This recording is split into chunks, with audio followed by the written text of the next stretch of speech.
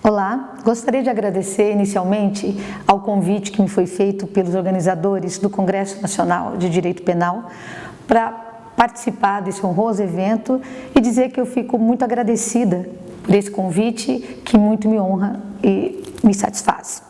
E o tema que nos reúne aqui hoje é audiência de custódia. Aparentemente, um fato inovador no nosso sistema jurídico penal, em especial naquilo que diz respeito ao tema central do Congresso, que é a crise do sistema penitenciário, mas como nós veremos, não é nada tão novo assim.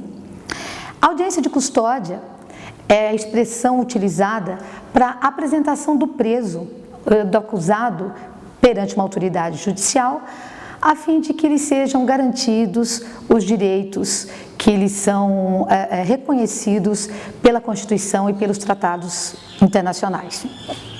Antes da gente esmiuçar o que seria esse aparentemente novo instituto, é importante que nós possamos contextualizar o momento que o país atravessa em relação ao sistema jurídico penal e de execução penal.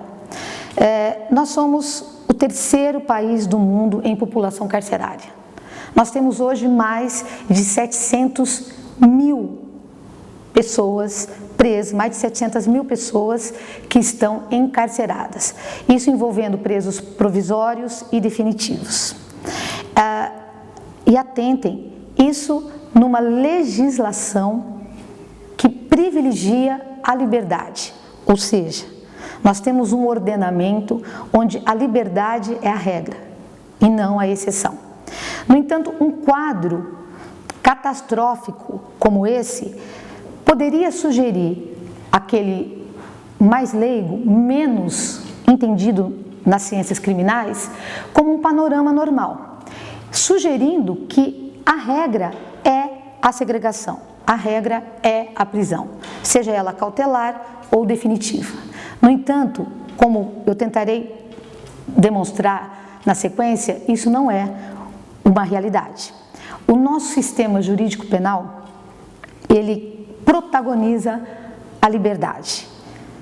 Qualquer forma de intervenção cautelar na vida do cidadão deve ocorrer como medida extrema, em último caso, como medida excepcional. Portanto, as prisões cautelares, elas devem ser excepcionais, repito e insisto, e não a regra, como comumente a gente vê acontecer no nosso dia a dia, na prática penal. A audiência de custódia, que nada mais é do que essa apresentação do preso perante a autoridade judicial, com o fim de lhe preservar, garantir direitos reconhecidos constitucional e internacionalmente, e daí o nome, é importante que se saliente, audiência de custódia, justamente porque custódia significa preservação, garantia, cuidado, né?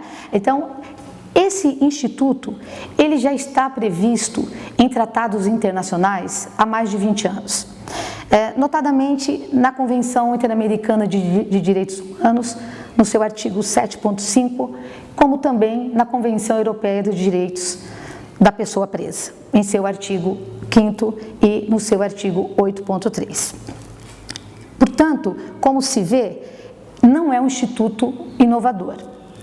É importante salientar também que a nossa própria legislação ordinária já previa esse mecanismo de modo difuso. Eu posso citar o nosso Código Eleitoral, que prevê a apresentação daquele que é preso em flagrante delito durante o período das eleições, prevê a imediata apresentação dele à autoridade judicial, como também a lei da prisão temporária, que prevê que o preso seja apresentado à autoridade judicial. No caso da prisão temporária, essa possibilidade de apresentação, como ali está previsto, é facultativa, mas ainda assim é necessário se reconhecer que há essa previsão legal em uma legislação que demanda bem mais de 25 anos. Portanto, a audiência de custódia, que desde 2015 tem sido instalada em todos os estados do país, a ponto de hoje se poder verificar que ela ocorre em todos os estados, ela, embora não seja um instituto tão novo, é um instituto que vem ao encontro das necessidades do sistema carcerário. E nesse sentido, eu gostaria de tecer algumas considerações a respeito de como se procedia, o que se previa na legislação antes de se instalar, através de uma resolução do CNJ, a resolução 203 de 2015, de modo formal as audiências de custódia. Em razão dessa superlotação carcerária que se observa desde sempre, de maneira crônica no nosso país, inovou-se no Código de Processo Penal, alterando-se alguns dos seus dispositivos em 2011, através da Lei 12.403. Uma das inovações dessa lei foi a introdução do nosso sistema das denominadas medidas cautelares diversas da prisão, justamente tentando se evitar que de modo desnecessário, de modo arbitrário, de modo excessivo, se levasse à prisão, à segregação, aquele que poderia ser beneficiado com outras medidas diversas da prisão e ainda assim se atender a uma necessidade processual. No entanto, o que se verificou que essa introdução legal, essa alteração legal, ela não trouxe a redução entre os encarcerados provisórios como se esperava. E, em razão disso, tem se buscado cada vez mais efetivar aquele direito que entre nós é o protagonista do sistema, que é a liberdade.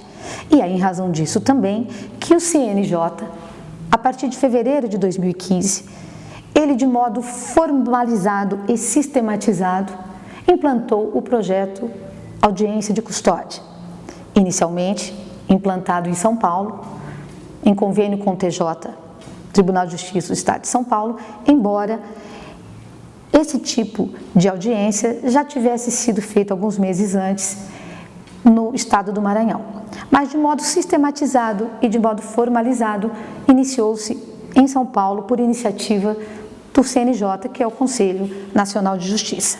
Ao final de 2015, em dezembro de 2015, veio a resolução de 2013, que de modo formal regulamentou a audiência de custódia. E o que vem a ser essa audiência? Como que nós poderíamos definir esse ato, o que acontece nesse ato, o que pode advir desse ato, para que é feito esse ato? Bem, vamos começar definindo a expressão. Então, audiência de custódia nada mais é do que a apresentação do preso, do acusado, a uma autoridade judicial, a fim de que sejam observados se aquela prisão se reveste de legalidade, se aquela prisão decorreu de algum abuso da autoridade policial, se aquela prisão atende aos reclames processuais. Portanto, mas para além de se verificar a legalidade do ato em si, se verifica também a possibilidade de se ter havido abuso na efetivação do ato. E, mais expressamente, especificamente, para verificar se não houve nenhum tipo de tortura.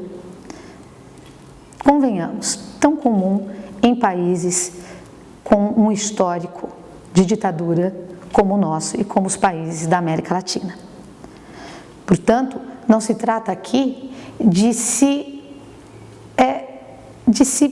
prever, de se antecipar uma má-fé na atuação da polícia, mas em simplesmente se verificar se resquícios de regimes totalitários, dos quais o Brasil e a América Latina padeceram, se ainda estão presentes entre nós. A ideia, portanto, para além de verificar no aspecto formal a legalidade ou não da prisão, também está a preocupação de se tentar, de vez, banir qualquer resquício que a ditadura e que o Estado policial possa ter deixado entre nós e perpetuado entre nós. Nesse sentido, a audiência de custódia, ela vai verificar, repito, a legalidade, a existência de abusos por parte da autoridade policial e da necessidade de se manter essa pessoa segregada e da necessidade de se impor outras medidas que não sejam as medidas restritivas de sua liberdade. Portanto, a audiência de custódia, tal como é prevista nos tratados internacionais, como aqui citado, Convenção Interamericana de Direitos Humanos, Convenção Europeia dos Direitos da Pessoa Presa, a audiência de custódia, ela vem efetivar essas garantias que não são garantias apenas reconhecidas por nós. Portanto, a audiência de custódia, ela tem por objetivo efetivar aqueles direitos, aquelas garantias reconhecidas por tratados internacionais e, evidentemente, pela nossa Constituição. Na verdade, são garantias e direitos não da pessoa presa, não do acusado ou do segregado. São garantias, são direitos inalienáveis de toda e qualquer pessoa humana. Então, nesse aspecto, observem que a audiência de custódia, ela vem ao encontro de todo um sistema normativo de proteção da pessoa humana, a despeito dela estar segregada ou estar em liberdade. O que importa é que esses direitos, que lhes são fundamentais, sejam observados, respeitados pelo Estado, em destaque pelo Estado, em qualquer fase de sua existência, em qualquer momento de sua existência, independentemente se ela está segregada ou, repito, em liberdade. Então, sabendo agora que a audiência de custódia, como previsão normativa, ela é pré-existente à normatização resolutória feita pelo CNJ, é importante também observar que, nesse aspecto de previsão normativa, nós temos um projeto de lei do Senado, o 554 de 2011, que ainda está em tramitação, que se destina a modificar o artigo 306 do Código de Processo Penal e ali, de modo legal, regulamentando a audiência de custódia. É importante que se destaque que o projeto de lei 554 de 2011, ele não acrescenta nada à resolução 213 de 2015 do CNJ. O que significa dizer que, no aspecto da audiência de custódia, a resolução 213 de 2015 do CNJ atende às necessidades do ato e, de modo eficaz, vem sendo aplicada, vem sendo efetivada por todos os estados do Brasil. Alguns com menos audiências, com menor número de audiências acontecendo, mas sistematicamente todos os estados estão aplicando o projeto do CNJ Audiência de Custódia. É necessário também que se destaque que a implantação da audiência de custódia, ela é uma forma também de se exercer o controle de convencionalidade. O que significa isso? Significa que a legislação ordinária, ela não está mais sujeita em termos de obediência, em termos de sujeição, apenas à Constituição, mas também às convenções internacionais. Vale dizer, não mais nos basta verificar se a normatização ordinária, se ela atende ao disposto na Constituição, mas é necessário, sobretudo, verificar se atende também às convenções internacionais, que, como já se decidiu, são entendidas como normas supralegais. Evidentemente, as convenções internacionais das quais o país é signatário. E é importante que se diga nesse momento que o Brasil é signatário do Pacto de São José, que nada mais é do que a Convenção Interamericana de Direitos Humanos. Portanto, a legislação ordinária, ela deve atender ao que preceitua a Constituição Federal e as convenções, notadamente na seara dos direitos humanos. Feito esse pequeno à parte em relação à audiência de custódia, é importante que se diga agora como é a dinâmica da audiência. Quem deve ser levado perante a autoridade judicial? Qual é o prazo para que isso aconteça? Bem, determina a Resolução 213 de 2015 do Conselho Nacional de Justiça, em seu artigo 13, que sejam levados perante a autoridade judicial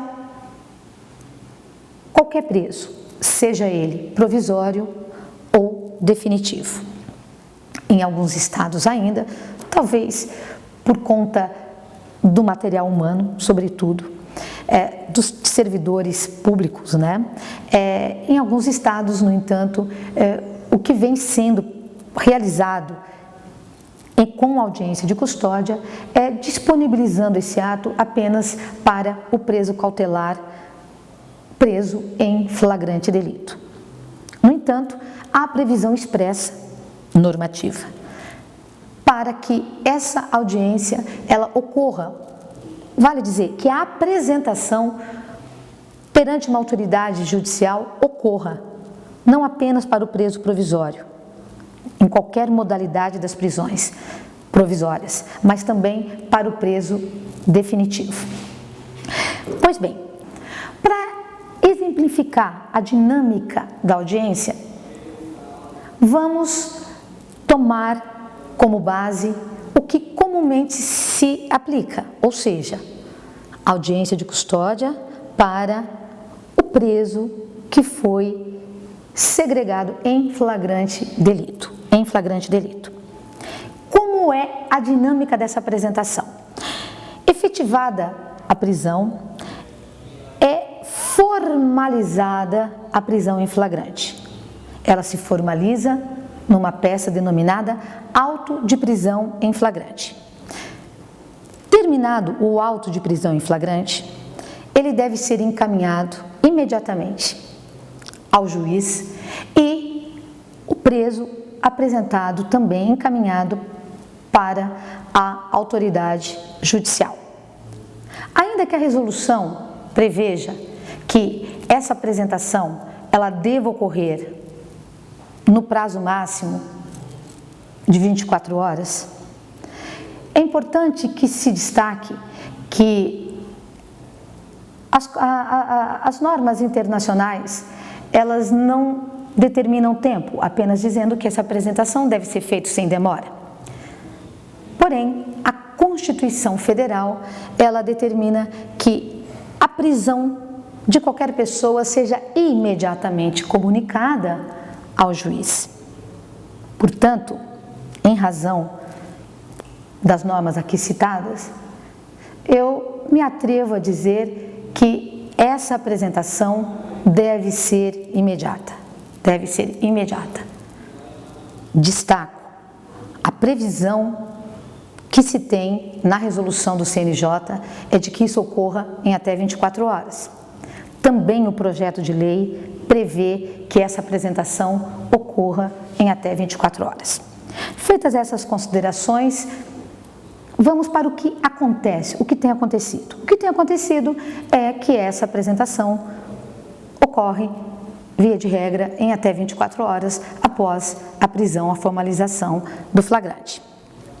Apresentando-se o acusado, o preso, à autoridade judicial, primeiramente é dada a palavra para o Ministério Público, para que ele se manifeste, às vezes até no sentido de requerer alguma outra espécie de prisão cautelar ou imposição de outra medida cautelar diversa da prisão. Ouvido o Ministério Público, é ouvido o segregado, o preso. Na sequência, o seu defensor e, por fim, o juiz decidirá.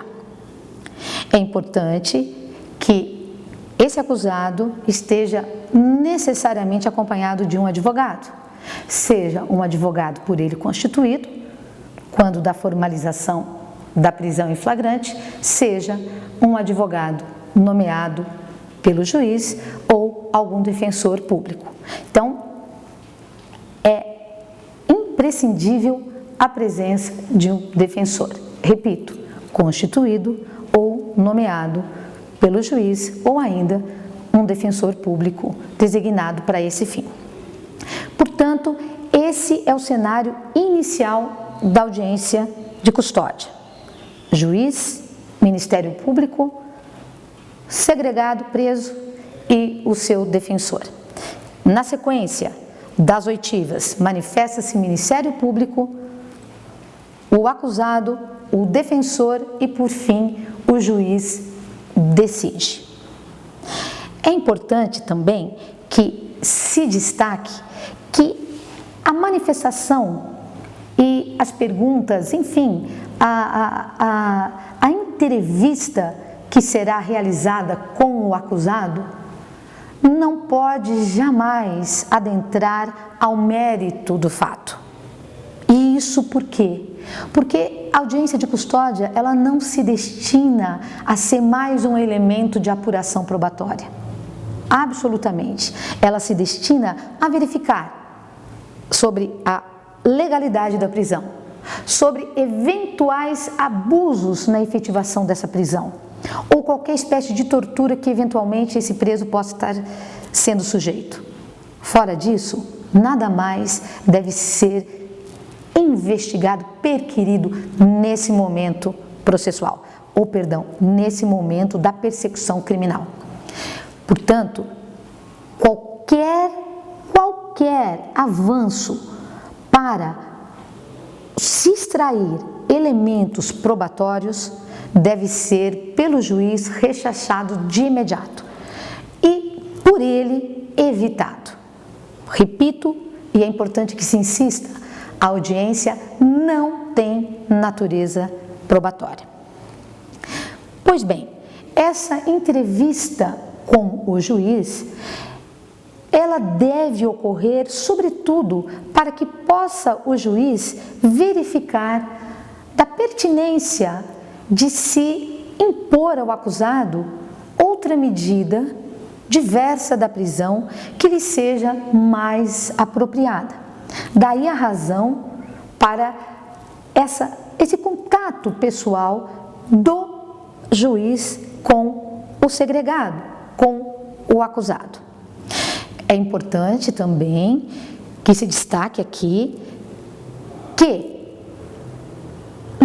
se não houver requerimento para que a prisão em flagrante ela seja substituída, convertida por outra espécie de prisão cautelar ou outra espécie de medida cautelar diversa da prisão, nesse momento da persecução criminal, é vedado ao juiz, de ofício, sem que tenha sido provocado, impor qualquer dessas medidas.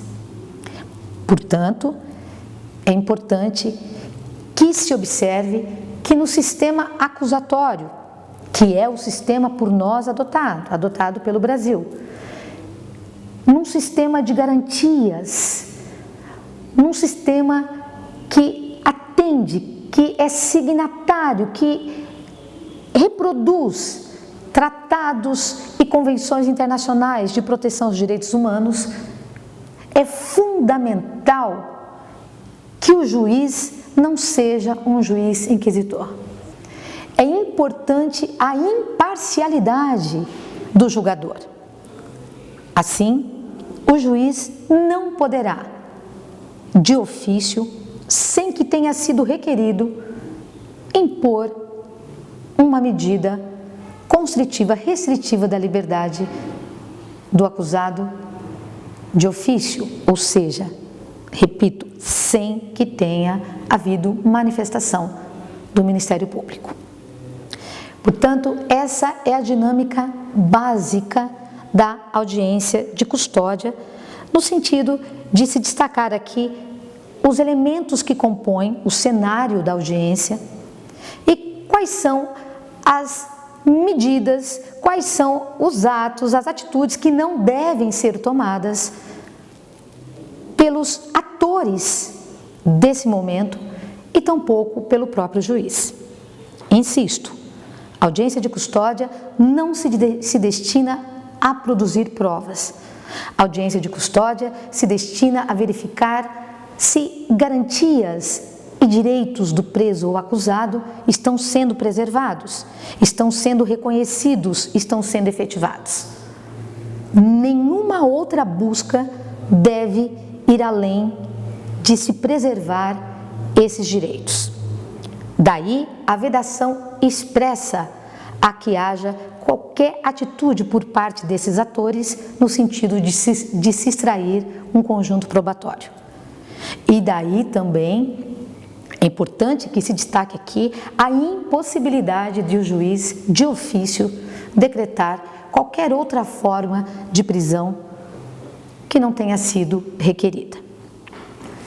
Bem, feitas essas considerações a respeito do que não deve ser feito, quais são as possibilidades, então, que se abre para o juiz quando ele ouve o Ministério Público, quando ele analisa o auto de prisão, quando ele ouve o preso, quando ele ouve a defesa técnica, após todas essas oitivas, o que o juiz pode fazer? O juiz, ele pode tomar medidas judiciais e não judiciais. Dentre as medidas judiciais, ele pode, se entender que houve ilegalidade na prisão em flagrante, relaxar o flagrante, determinar a expedição de alvará de soltura. Ele pode entender que o flagrante foi legal, mas não é possível outra espécie de prisão cautelar a ser imposta ao réu. E nesse caso, ou porque não tem cabimento dentro dos critérios legais, ou porque não houve qualquer requerimento nesse sentido. E nesse caso, o juiz ele deve conceder a liberdade provisória, com ou sem fiança. Ou ele pode ainda entender que é cabível alguma das medidas cautelares diversas da prisão, e aí impor uma dessas medidas cautelares. Ou, por fim, ele pode entender que estão presentes os requisitos que autorizam a decretação de prisão preventiva, não sendo possível substituí-la por nenhuma medida cautelar diversa dessa espécie de segregação. E se houve esse requerimento, e se há necessidade de impô-la, se estão presentes os critérios legais, se outra medida cautelar não atenderá à finalidade que se espera, o juiz, nesse caso, poderá impor, determinar a prisão preventiva.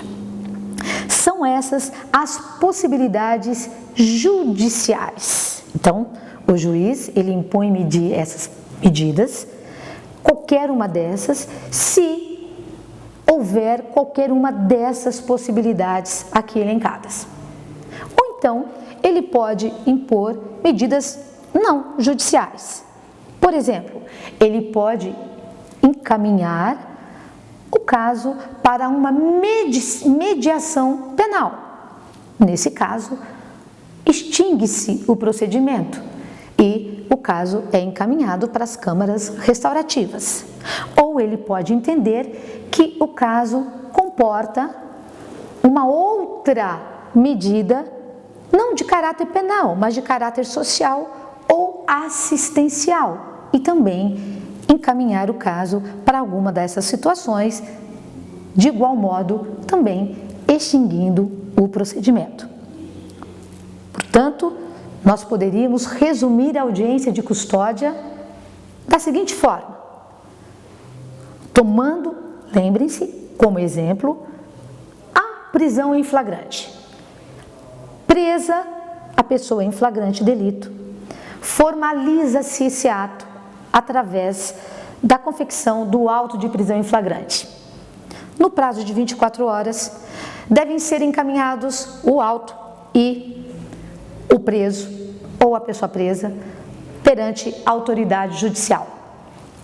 Nesse momento, nessa apresentação denominada audiência de custódia, devem estar presentes necessariamente juiz, Ministério Público, advogado de defesa, nomeado ou constituído, ou ainda um defensor público e, evidentemente, o segregado. Importante, os policiais que efetivaram a prisão não devem estar presentes a esse momento. Pois bem, iniciado o ato, manifesta-se no primeiro momento o Ministério Público. Após o preso se entrevista com o juiz e, na sequência, o defensor. Importante, nenhuma dessas manifestações, que não a do próprio preso, devem versar, devem se orientar, devem encaminhar para o mérito da questão. E isso porque, nesse momento, veda-se absolutamente que se extraia dali qualquer componente probatório.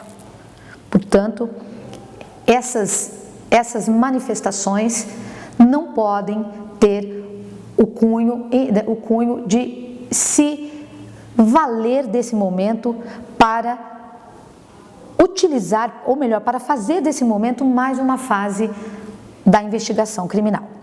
Pois bem, terminada essas manifestações e a oitiva entrevista com o preso, o juiz decidirá de dois modos: ou impondo medidas judiciais ou impondo medidas não judiciais.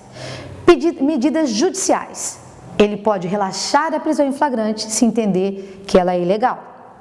Ele pode determinar a liberdade provisória do acusado se ele entender que, embora legal a prisão em flagrante, não há motivo para segregar, não há motivo para impor outra forma de prisão cautelar. Ele vai determinar a liberdade provisória com ou sem fiança, a critério do juiz. E, nos dois casos, no relaxamento e na liberdade, se expedirá alvará de soltura. Ele pode ainda entender que, embora presentes, em tese, alguns requisitos da prisão preventiva, até porque deve ter havido em relação a isso, pedido expresso, é possível, antes de impô-la, aplicar alguma das medidas alternativas a essa espécie de prisão e determinar aí, em razão do que ele extraiu de sua entrevista com o preso, ele determina a que mais atende a particularidade do caso, a que mais atende as particularidades do próprio acusado e que vai ser mais efetiva para a persecução como um todo. Ou então, mediante requerimento, analisando o requerimento de prisão preventiva e entendendo que estão presentes todos os requisitos e entendendo impossível aplicar qualquer coisa que não seja uma nova segregação, ele pode determinar a prisão preventiva do acusado. Ou então, ele não aplica nenhuma medida judicial, ele vai para a medida não judicial, que nos dois casos que eu vou citar, extingue o procedimento. No primeiro caso, encaminha para a mediação penal e, no segundo caso, para uma medida social ou assistencial. Essa é a dinâmica da audiência de custódia.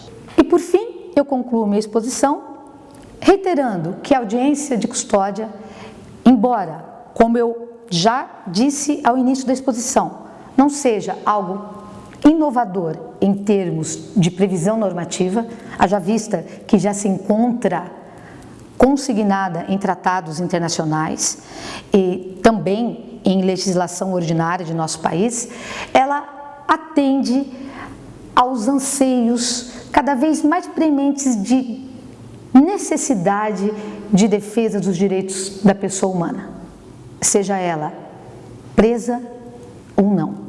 Esteja ela vivendo em conformidade com a lei ou vivendo em desacordo com a lei. Vale dizer, os direitos humanos, eles constituem a essência da pessoa, são inseparáveis da condição de pessoa humana.